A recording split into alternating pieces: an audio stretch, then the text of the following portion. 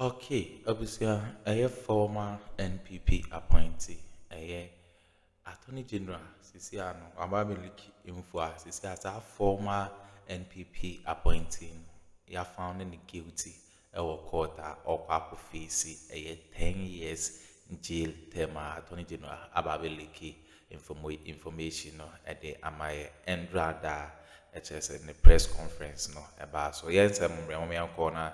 Young Konkoti and Sama, of course, unsubscribe here, subscribe, like, na share, ma afro so, and sa into me, and kabi, aha, Ghana politics, avenue so, and a year, Akuffo Addo, and Keno Furiata, a hon sense, no, Abusia, Sisia de Uti and Sama, Elqua, and yet, and some Ketwa, sa information, and so no, a year.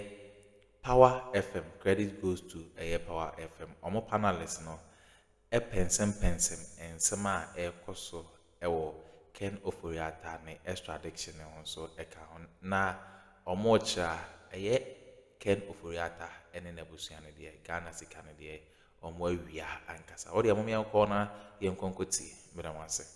Enough of kwan ho asema enra Attorney General Dr. Dominic Akurutenga Ayine appear what government accountability series so government accountability wisdom one report to free presidency bonneto famami in 2 minutes.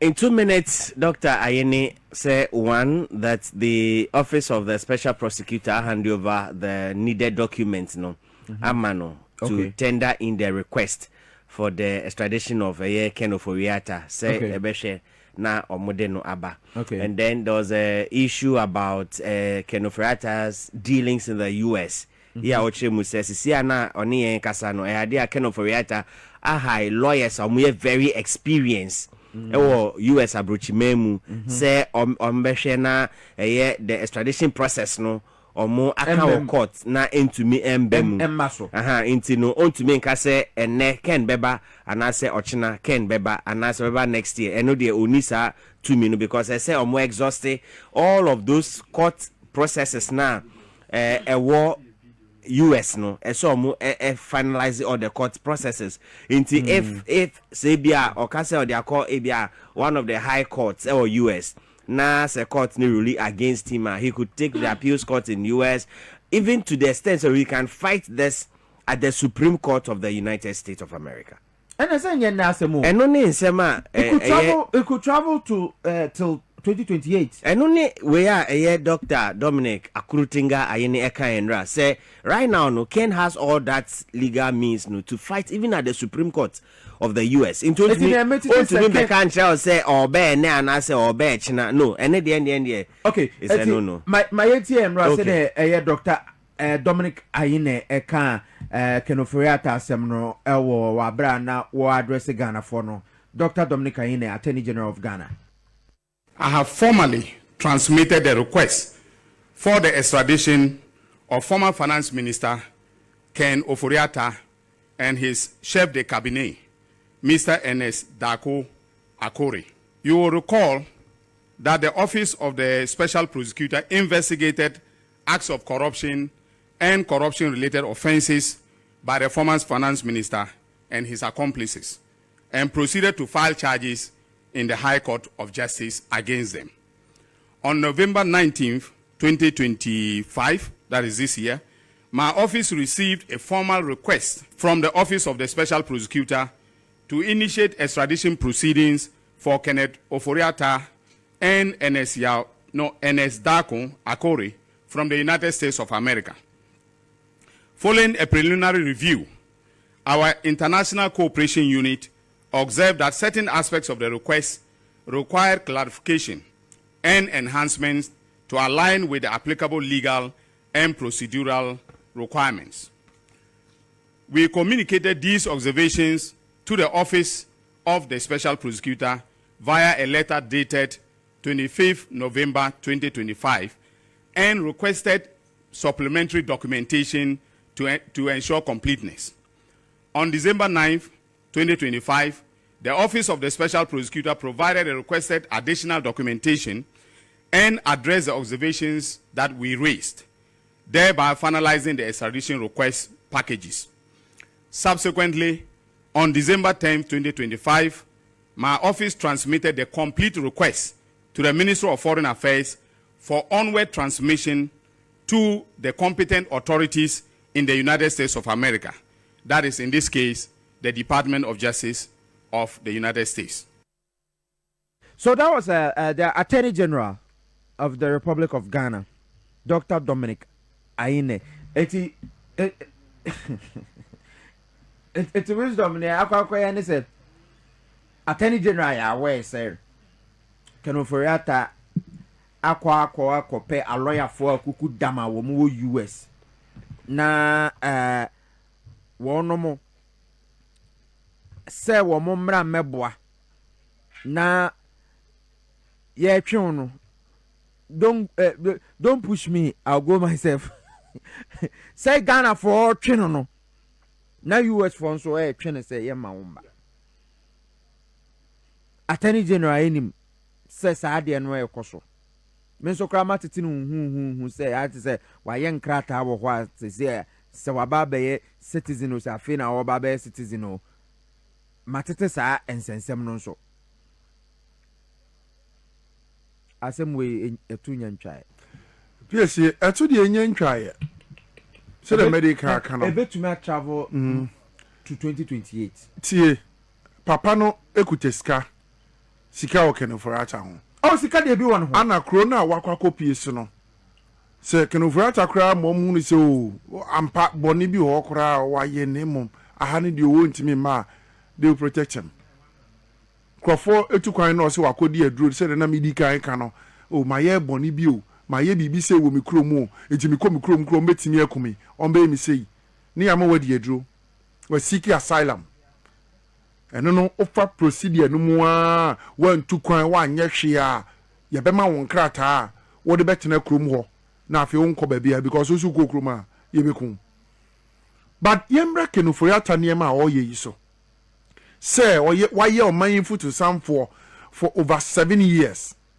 I think in February last year Anna the former president Akuffo Addo eyi ni free so say finance minister na ambassador at large minister ambassador at large and ambassador at large position bi wo Jubilee House and the ambassador at large no why say no be school prefect of all the ministers the BCBA still na Ghana sika ye kwa akobo besia bibia na Kenoforiata go control so no akwa tena chiri ene wawie wadwuma a obdi wo man Ghana hanom sei edu baby na wono ani MPC say wo mo hwe the way a Kenoforiata de wo man sika sema e fa so a na enye nti MPs be ye 89 sorry I say nana o mampani pamo Kenoforiata wo kezen wo nua Kenoforiata pamo no na kwanya wode wo man ni sika e fa so no enye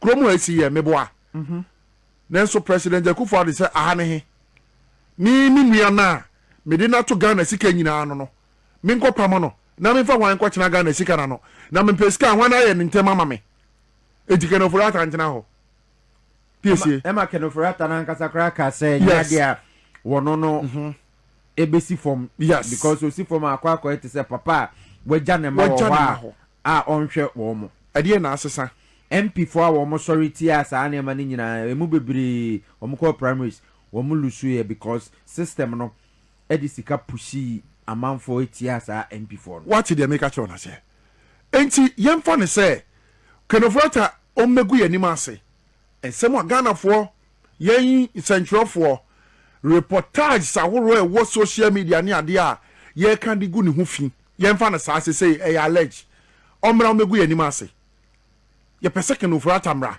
na ensemo ahodo a OSP Attorney General o minor agencies ahoro a ehwehwe corruption and corruption related matters mu no yemra metnas na SML on fan chirechemu mra yen na baby biara entansa hodo be ye enum ne akire ayede abo Kenoforiata se waye no omra megu yanim ase wo meka nkire Ghana fo nyina se ensemu a wo maka ni nyina me Kenoforiata ma sign me ho afi wo pa abroche no mfanya de obeye sa anye sa de a PSA animguase a Kenuforiata edge no enye ono nko a said maka no nyankasa enke obrempon meje bre no ma tworo book e dia fa Kenuforiata nko a didie ho na mama enchiri ma dati bi omo bebe nyina me publishing online me enchiri ma nyina ehu under the regime of Nana Addo Akuffo Addo Kenuforiata obeye finance minister over 7 years wo krom ha Emma ono ani MPs e wo ne party obedi mu finance minister sorry say ne finance minister oye ne tosini ne finance minister oye ne embo oman no ne finance minister no ayeso no nko an mfa so no odwene ho no nenso omampani entie wom na emu ode abufuo di hia om dano mi hia MPP pani bi pa for some reasons me di ni din bete PSA wo see wono ankasa ko na Akuffo Addo eko bisali nsem about corruption say na ni abre person fight na because ohwedie ma na ekro e wanda na Akuffo Addo na wo hunu saa gidie no wo hunu saa opepa no wo hunu saa willingness see ye be fight corruption enti wo hwa me say from 92 aka bi mam ka bi amamu bai aban bie ni wa corruption scandal NC wona say which is between the MPP and the NDC under John Rawlings the first time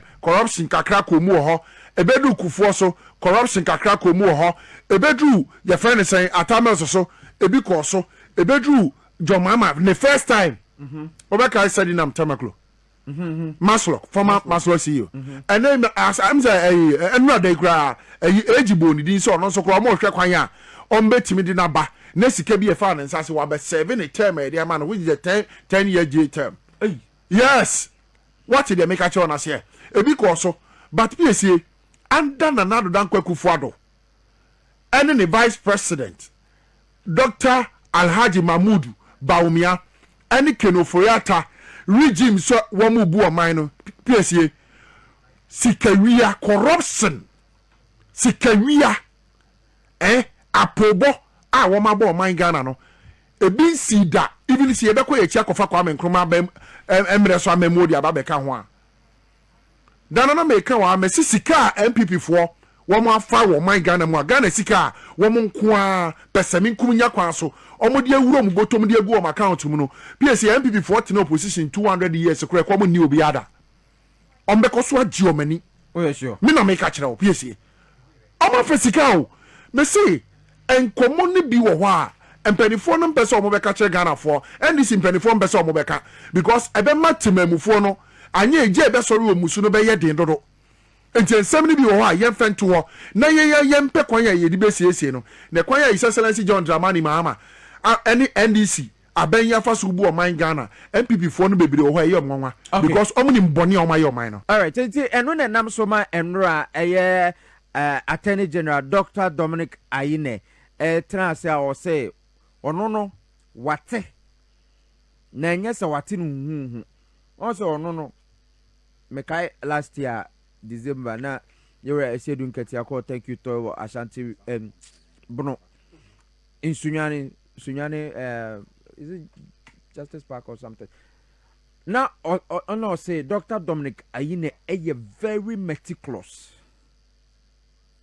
Sabronika so be meticulous a won pre no ho nyaade won kan sama wonim asichire nyina eno no eti enro Dr. Dominic Ayine say wono ne na sibuo so a kire se Kenuforiata ha lawyer for kuku dam a wo munim dia wo ma ben e wo US say ye twena na o mo so atwena mayenti enumra. At this point, it is left to the American authorities, especially the judicial authorities, to make a determination on whether a sufficient basis exists for the two accused persons to be extradited to Ghana to stand trial. And because the matters have already been filed, right, and I just got to know, that he has hired some of the top, yesterday I got to know that he has hired some of the top lawyers in the United States of America, very experienced lawyers to, defend him. Now, I'm not afraid at all right? I am not afraid at all. But it means that there's going to be a fight in the federal courts in the U.S. If the district court says no, he will go to the circuit court. All right? If the circuit court says no, he's entitled to go to the U.S. Supreme Court to fight his case. So I cannot tell you that he will come tomorrow or he will come the next day, okay? And I'm just being honest. Accounting to the people means being explicit and truthful. So this is what, we are faced with. Ghana's Attorney General.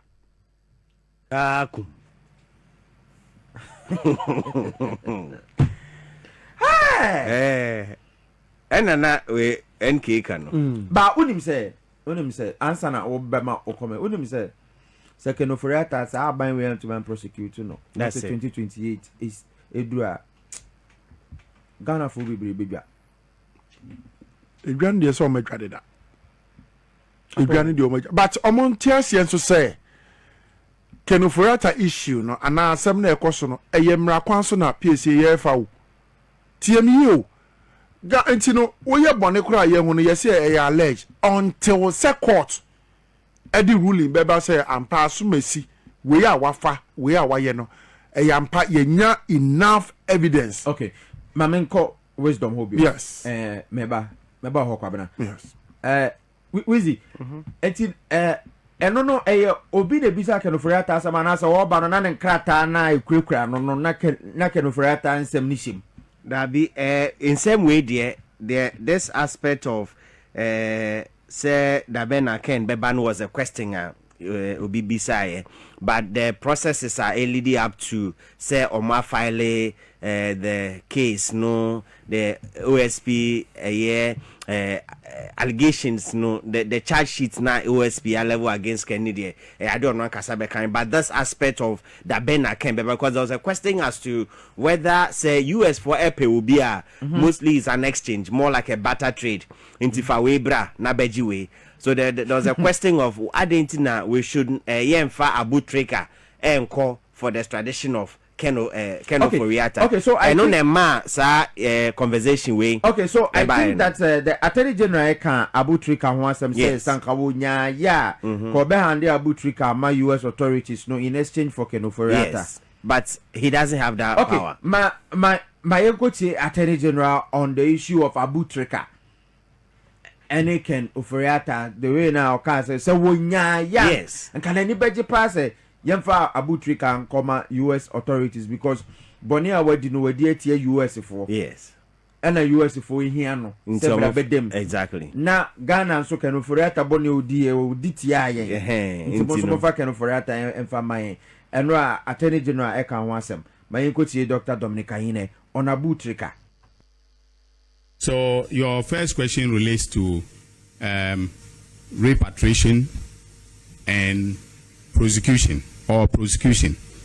Well, I don't remember precisely what the Honorable Minister for the Interior said with respect to whether we will repatriate those who have engaged in romance scam or will prosecute them here in Ghana. But granted that he said he will rather repatriate them to their countries of origin rather than prosecute them. All right. You always have a choice. And in the case of romance scam in particular, the victims may not be Ghanaians.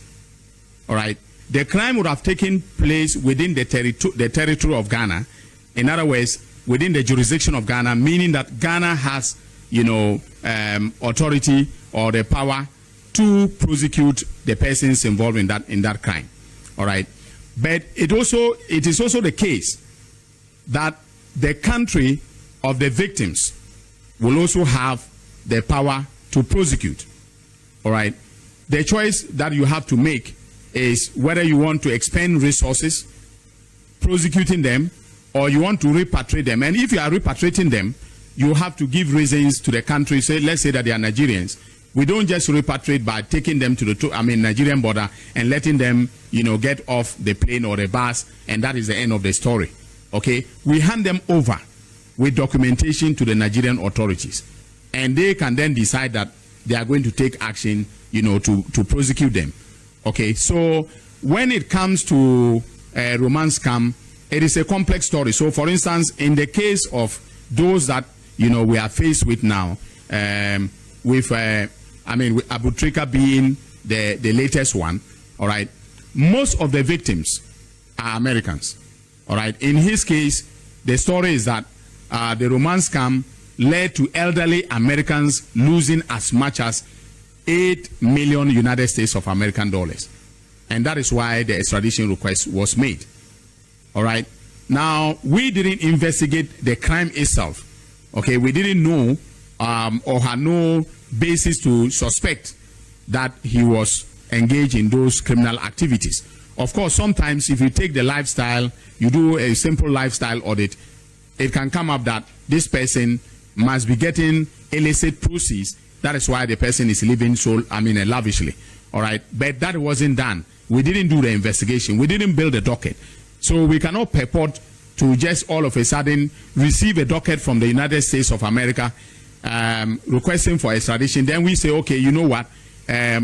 We will retain the person here, take your evidence, and then go to court. In fact, the court will even fight us if we adopt that kind of approach. Okay, so it's a complex governmental decision to take.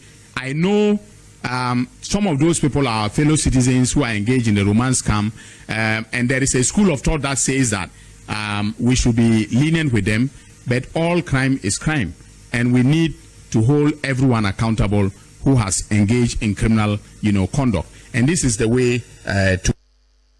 Okay, so Dr. Dominic Ayine, Ghana's Attorney General, wisdom matter so has say. Exactly, but the law it doesn't really maho kwansa into no. But I'm so somewhere be. Say you can't jurisdiction now here born in Numua a honest senka you do wasem. Sa no ka say sa romance scam e course o my Ghana. We say But now would you not try Ghana now? Yes. But nipa affected in no US. It's bra na omo would do omo boni no be accounted to omo. But and also one leg of the argument. And the other leg ni say be out na ya would boni no yen ka asem no ho. Inteno ne sisia no the face of the maybe omo akwakodu sisia say as to whether Abu Trika beko and I say Ken Beba and I say omunya swapping no sisia no there he and already can say the experienced lawyers are Ken a high or more US or more defend it. And you know how our trajectory no so no. So the federal court never say into say the high court has on Penia, not the court appeals court, and he has the authority up to the Supreme Court. So doesn't mean say ne metete second for as a wanyan krata as US citizen no. And then say so we have to investigate and find out. We have to investigate and find out. Say indeed say or dual citizenship and I say a feina or yeah processing no to get the US citizenship card no to become a US citizen and I say oh yeah da we need to investigate and then find out because if say na NK can if you are clean then now you have to fight the any hanana war you are in Ghana. You've been finance minister for 8 years. Come and account to the people no. Now Oko.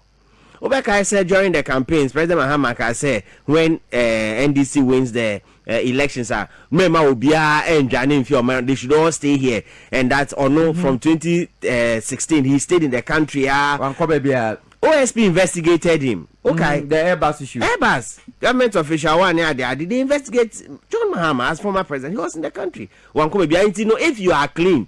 Na boni bia ni ho adena obeko US abochima kwetena and then you are now fighting the system na do beba say bra na bebu ejuma wa ye ho akonta. So it's a big issue to see the Attorney General is fighting, and then he's also made mention say on be try and throw entro bia and on be dad obi and waka say the government of John Mahama no is committed to accountability, which means say somewhere no kwaridifo into no kan no kre no mu na kyerɛw na wan ba be ka say na John Mahama president aban ba ekra no Ken Ofori-Atta 1 year betwe mu omonye omohwe or he's telling you the challenges that he's faced now. Okay, now say obo Ghana for ama na say anamo ba ku mienu miensa say na matu na say hana ya ba be say ne tuem yes nti say ne tie eti mo ka mo asema mo hunu say ya duru ha enya nduru ha mom say ne mo so mbehu dem abusia we ne ensema ekoso e